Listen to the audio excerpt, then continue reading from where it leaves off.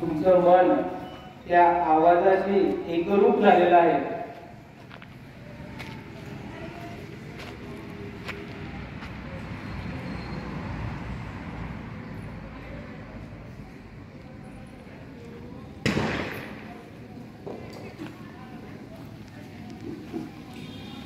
त्या आवाजावरून आता आपल्याला परत यायचंय आणि पुन्हा आपल्या दोन भुवयांच्या मध्ये आपलं ध्यान केंद्रित करायचं आहे।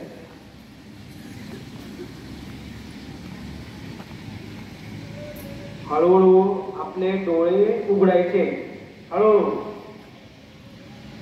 हळूहळू डोळे उघडायचे। दोघं हात घासायचे आणि आपल्या चेहऱ्यावर फिरवायचे आणि कोणीही बोलायचं नाही। बघा विद्यार्थी मित्रांनो, हे ध्यान केंद्रित करण्याचे फायदे खूप आहेत। बघा 8 विलायक पाठ आहे बघा, स्वामी विवेकानंदांची भारत यात्रा। स्वामी विवेकानंद खंडाच्या खंड एका दिवसात वाचतात बघा, पुस्तकच्या पुस्तक एका दिवसात वाचतात बघा। कशामुळे? हे जे तुम्ही करत होता आता त्याच्यामुळे, कारण ते कोणतीही गोष्ट एक वृक्षाने करत होते बघा। आता ज्यांनी खरोखर केला असेल ना, त्यांच्या डोळे लवकर उघडले नसतील।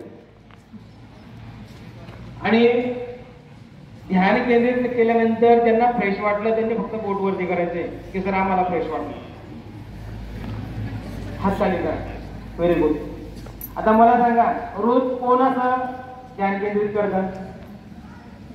कोण करतात? Very good. बघा 2 मुलं आहेत की जे ध्यान केंद्रित करतात। बघा तुमचा चेहरा सुद्धा तेजस्वी होईल बघा।